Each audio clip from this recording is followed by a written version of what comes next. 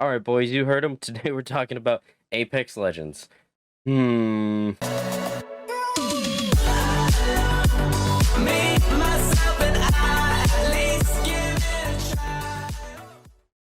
Now, I probably look a little bit different than you guys are used to and what my icon is on YouTube and Twitch. But we hit 50 followers on Twitch recently. Thanks a lot for that, by the way. I really do appreciate it. And you guys want me to do like a face reveal live cam thing. So I'm trying to get you guys used to seeing a closer representation to my face.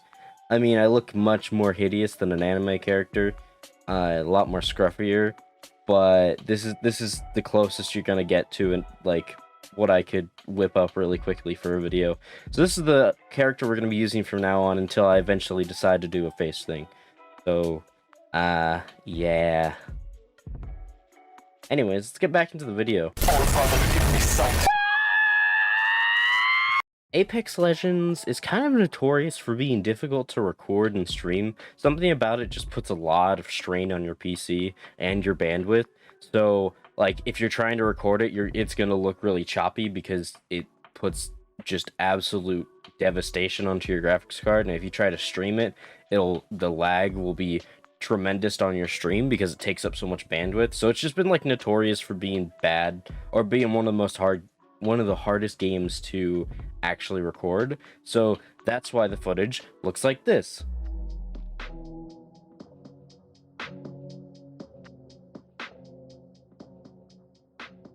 So the game itself actually takes place in the Titanfall universe. So a lot of the games like the R301, the RE45, the frickin' charge rifle that you kill titans with in Titanfall 2, all these different guns are from the Titanfall universe. A lot of the characters are referenced from Titanfall as well. They're not actually Titanfall characters, but like their backstories and everything, they line up with Titanfall. And a lot of the different things that happen in the lore of the game, even though there's no story mode, there's like little cinematics and stuff, all have to do with like the Titanfall universe and all that kind of stuff. Duos, trios, and arenas. Now, trios is the most basic. It was the first one that was released when the game came out. Duos came out a little bit afterwards, and recently, arenas came out, where it's a much more smaller type of game, like a 1v1, or I guess 3v3 battle thing. Kind of like CSGO, kind of like Valorant, but there's no objectives. You just try to kill the other person while buying guns from getting money each round. Trios, 3 people versus a whole bunch of other groups of 3 people, and duos, 2 people versus a whole bunch of other groups of 2 people. You can play it solo, but I wouldn't recommend it. I would recommend playing with a friend. So those are the game modes that Apex has. So Apex is known for the legends that you get to choose to play in the game. It's called Apex Legends. There's 12, 15 legends now. I can't remember. There's a lot now. There used to be like 6 that you could play from. And there's like 6 that you start with that you can play any of them, and then you have to like progressively go through the game to get the other ones. You can buy them right off the bat if you want to. I just recommend playing the game because it allows you to get used to playing, and it's a lot more fun that way. Each individual legend has their own abilities that you can use. So there's like reconnaissance type characters like Bloodhound or Pathfinder. There's like big heavy characters like Gibraltar or Cossack, who Gibraltar places like shields and stuff down. Cossack places giant gas things. A lot of interesting jokes placed towards Cossack. There's Watson, who places fence traps and stuff. There's Octane, who's addicted to speed, basically. There's a medic. She's pretty cool, Lifeline. She can heal her teammates without having to like actually do anything. There's also champions that are like specialized in certain weapons. So like Maggie runs faster with shotguns, and Hughes is really good at grenades. He has like a grenade launcher, and he can carry multiple at a time. And just all the different legends have their own little specialties that make them good and useful in their own way, and everyone kind of has their own play style, and that's where the most fun comes out of the game, where you're just like, oh, I got this champion, I'm good with this champion, I like how he plays and stuff. So I'm unique that way that I can play. And then your friends, they all have their own champions usually that they like more than you do. So they play those ones, and you make good team comps. Like certain characters like throw out smoke, and then you have a character that like highlights people. So they can't see you, but you can see them. So it's like a really good team comp in that way. Now the champions that I play are Watson and Wraith. I believe I also play. I used to play Bloodhound a lot. Not as much anymore. I also play Fuse just because I'm kind of really good at using grenades. I don't know why, I just am. But I like Wraith because she has her little thing where she goes invisible for a second, and then Watson is just fun with the electrical fences and shocking people and shit. It's just fun to play her. A lot of people play different champions. A lot of people hate certain champions very specifically. I'm looking at you. Anyways, there's a lot of different champions that everyone hates. Me included. Now, unlike most games like Battle Royales and stuff, it takes a while to kill someone in this game because there's this things called Evo Shields.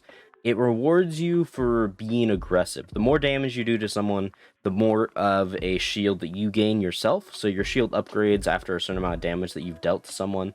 And you can find the shields just randomly on the map, but there's a special shield called the Red Evil Shield that makes it so that you have more than anyone who just found their stuff. Unlike Warzone, where you just make a really stupid broken gun and you like one-shot people or like kill them within like 5 seconds. In this game, you actually have to have like strategy and using your abilities to get as much advantage as possible, or else it just comes to who's a better shot, basically. And for me, it's usually I'm usually not the best shot. All right, let's talk about arenas a little bit more.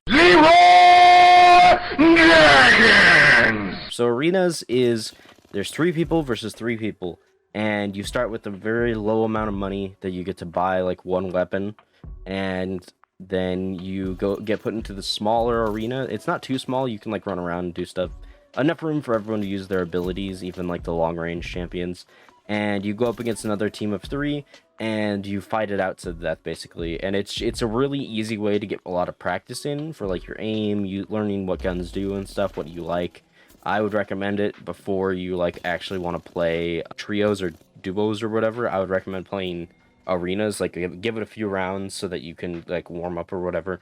But yeah, there's a lot of different things in the game that you need to take into account before you start playing or before you actually get good at the game. And there's you can have a lot of fun with your friends playing it. There's like emotes, there's cosmetic skins and everything. And a lot of it comes from you playing, but if you don't want to grind out like that emote or grind out that item, you can just buy it. I wouldn't recommend it, but it's an option. So you can. And it's all cosmetic. It doesn't really do anything. And then there's Heirlooms. Oh, don't even get me started on Heirlooms. So basically, all the champions have their own Heirloom, which is a special melee weapon that does nothing. It just looks cool, and it usually means like, oh, I'm good at this character, so I have an Heirloom.